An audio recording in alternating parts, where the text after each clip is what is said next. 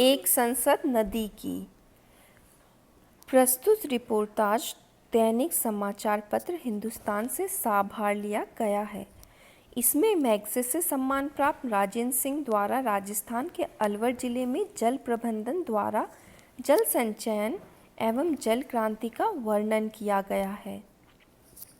सूखी धरती में पानी लौट आया।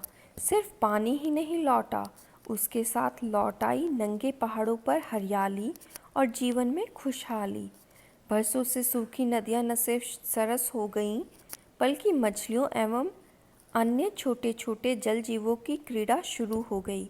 जगह जगह पानी का जमा होना, कुओं का फिर से चढ़ जाना और हरे भरे होते जा रहे खेतों में पानी फेंकती मशीनें देखकर सहसा यकीन करना मुश्किल हो जाता है कि क्या वह यही धरती है जो हर साल मौसम आते ही अकाल और सूखे की चपेट में आ जाती है।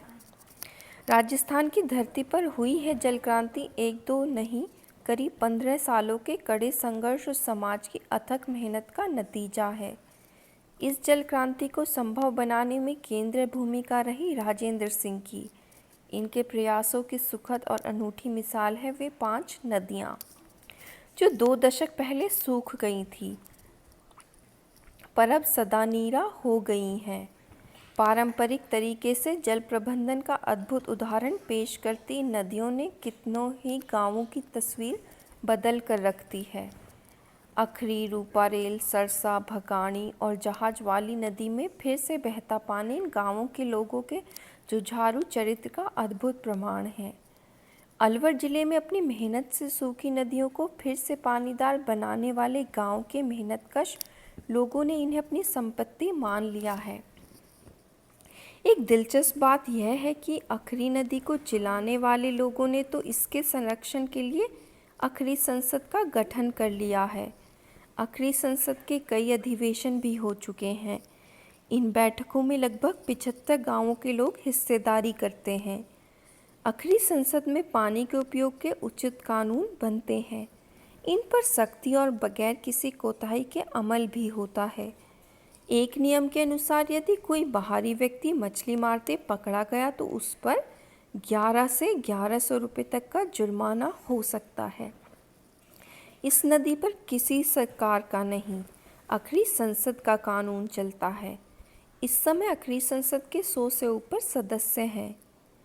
जब अखरी सहित अन्य नदियां सूख चुकी थी तो उन्हें पुनर्जीवित करने के लिए प्रशासन ने कोई ध्यान नहीं दिया, पर जब लोगों की लगन और मेहनत से इनमें पानी बहने लगा तो स्थानीय प्रशासन ने इन पर नज़रें टिका दी।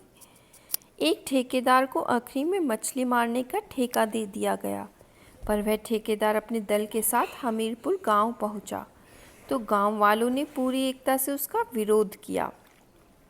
ठेकेदार को तब गांव वालों ने अपनी संसद के बारे में बताया और साथ ही गिना दिया नियम भी। ठेकेदार के पास चुपचाप चले जाने के अलावा कोई रास्ता नहीं था। दुख और कमजोरी में समाज का साथ देने के विचार से राजेंद्र सिंह अक्टूबर 85 में राजस्थान के अलवर जिले के किशोरी गांव में पहुंचे थे।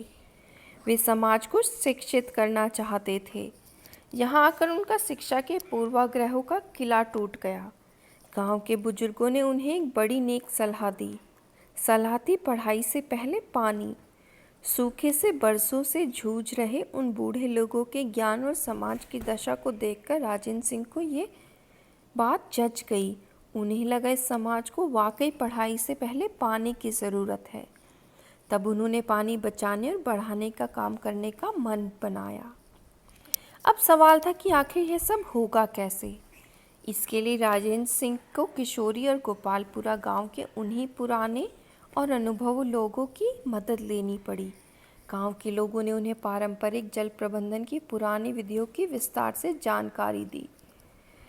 मशवरा सीधा सा था, छोटे छोटे बांध बनाए जाएं, सूख चुके कुएं बावड़ियों को गहराकर उन्हें फिर से जीवित किया जाए, उसके साथ ही जोहड़ बनाए जाएं, नदियों को जिलाया जाए इत्यादि। सीधा गणित बरसाती पानी के प्रबंधन का था। प्रबंध इस तरह से कि बारिश का पानी बहकर बेकार न जाए, उस पानी को छोटे छोटे बांध और एनीकट बनाकर रोक लिया जाए जब पानी रुकेगा तो वहीं धरती में समा जाएगा। इस धरती के नीचे पानी सुरक्षित भी रहेगा और वह अंदर ही अंदर ढलान या नीचे की तरफ रिसता रहेगा। जब ज़मीन के अंदर पानी बना रहेगा और धीरे धीरे आगे या नीचे की ओर बढ़ेगा तो आसपास के कुओं का जल स्तर उठेगा। सूखी धरती को पानी मिलने से हरियाली होगी और खेती भी की जा सकेगी। बस यही था जल प्रबंधन का पूरा शास्त्र, जो गांव के लोगों ने समझाया। बकौल राजेंद्र सिंह, तब हमें यकीन आने लगा कि यदि ऐसा हो सका तो ग्रामीण समाज की दशा दिशा और हालात में ज़बरदस्त परिवर्तन आ सकता है। ग्रामीण जीवन के आधार कृषि और पशु ही तो हैं। दोनों होंगे और बचे रहेंगे तो लोगों का जीवन भी टूटने और बिखरने से बच जाएगा। गांव के लोगों ने यह भी समझाया कि जिस समाज में रहकर काम करना है, सीखना भी वहीं से होगा। दूसरे करना भी वही होगा जो समाज चाहता है। फैसला भी समाज का और मेहनत भी। आपको सिर्फ समाज का साथ देना है, उसे परंपराओं का स्मरण कराना है। कुल मिलाकर हालात से हारे लोगों की निराशा दूर करनी है ताकि वे किस काम को आत्मविश्वास से करें। इसके लिए पहले लोगों का मन बनाना होगा। उन्हें काम के तरीके और इससे मिलने वाले लाभ के बारे में समझाना पड़ेगा। बहरहाल काम की शुरुआत गोपालपुरा गांव के चबूतरे वाले जोहड़ से हुई। इसके लिए लोगों से चंदा इकट्ठा किया और उन्हें श्रमदान के लिए भी राजी किया। गांव के कुछ उत्साही लोग गैंती फावड़े लेकर जुट गए। चूँकि गोपालपुर में उस समय ज़्यादा लोग नहीं थे, इसलिए सिली बावड़ी के लोगों से मशक्क़त कराई गई। हाँ, देख रेख का जिम्मा गोपालपुरा के लोगों ने ही संभाला। इस तरह गोपालपुरा में चैत्रे वाला जोहड़ और मेवालों वाला बांध बनकर तैयार हो गया।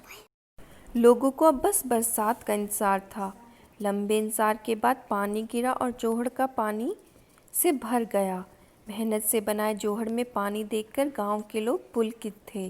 पानी से लबालब चैत्रे वाले जोहड़ ने लोगों का विश्वास पक्का कर दिया कि अगर इस सिलसिले को आगे बढ़ाया जाए तो सुखद परिणाम ज़रूर निकलेंगे। इस तरह अभिकर्म शुरू हुआ, एक के बाद एक तालाब और जोहड़ बनाने का। इतना बड़ा काम हुआ तो उसकी चर्चा होनी ही थी। दूसरे गांवों के लोग भी गोपालपुरा में पानी का प्रबंधन देखने आने लगे। उन्हें भी लगा कि जब इस गांव के लोग अपनी मेहनत के दम पर ऐसा चमत्कार कर सकते हैं तो वे क्यों नहीं। फिर तो गांव के गांव इस काम में जुट गए। राजेंद्र सिंह ने बाकायदा संस्था बनाकर इस मुहिम को आगे बढ़ाना शुरू किया। काम का तरीका यह था कि जिस बांध, तालाब या जोहड़ बनाने में जो खर्च आएगा उसका 2/3 संस्था वहन करेगी और बाकी स्थानीय लोगों से जमा कराया जाएगा। ऐसा इसलिए कि जब लोगों का पैसा लगेगा तो उसका उस काम में स्वाभाविक रूप से जुड़ाव होगा। फिर श्रम भी तो स्थानीय लोगों को ही करना था। इस तरह लोग इस काम और संस्था से जुड़ते चले गए। संस्था के लोगों ने अपने काम को फैलाने के लिए गांव-गांव पैदल यात्राएं शुरू कर दी। इन यात्राओं का लाभ यह हुआ कि लोग जल के साथ जंगल का महत्व भी समझने लगे।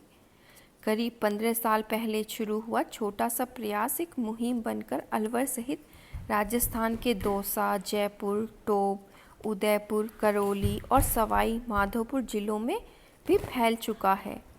इन जिलों के सैकड़ों गांवों में इन दिनों पानी बचाने बढ़ाने का काम चल रहा है।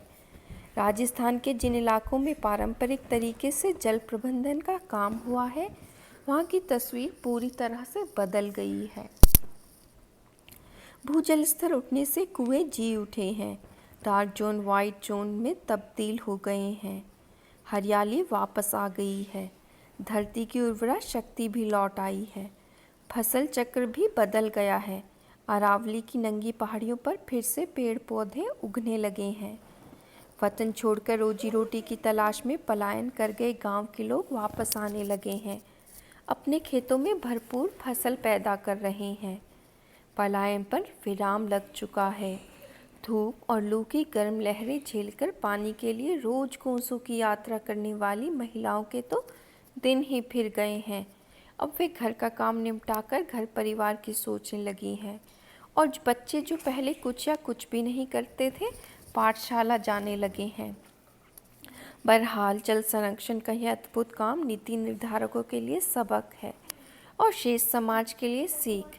आज जबकि हर जगह पानी की किल्लत है, ऐसे में इस तरह का काम निश्चय ही प्रेरक और अनुकरणीय है।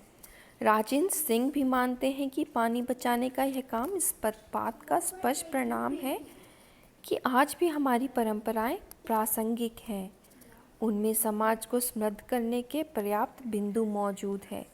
जल संरक्षण के व्यापक काम की बदौलत राजेंद्र सिंह को मिले मैग्सेसे सम्मान ने भी हमारी परंपराओं की प्रासंगिकता को ही पुष्ट किया है। निसंदेह इन्हीं परंपराओं पर विश्वास कर राजस्थान के अलावा मध्य प्रदेश, उत्तर प्रदेश और गुजरात में कई जगह जल संरक्षण का काम चल रहा है। राजस्थान में अगर परंपराओं को आधार बनाकर काम किया जा रहा है, तो गुजरात में कुछ काम वैज्ञानिक तकनीक की मदद लेकर भी चल रहा है। वैज्ञानिक तकनीक की मदद उस जगह की पहचान करने में ली जाती है जहाँ पानी इकट्ठा किया जा सकता है। इस तकनीक का नाम है रिमोट सेंसिंग। रिमोट सेंसिंग के माध्यम से धरती के किसी हिस्से के चित्र लिए जाते हैं। उन चित्रों में धरती की आंतरिक रचना भी स्पष्ट हो जाती है। आंतरिक रचना जानकर यह अंदाज़ा आसानी से लगाया जा सकता है कि अमुक जगह पानी जमा करने के लिए ठीक रहेगी या नहीं। इससे यह भी पता चल जाता है कि ज़मीन के भीतर पानी किस गति से रिसेगा। रिमोट सेंसिंग तकनीक पहाड़ी और पठारी इलाकों में ज़्यादातर कारगर है।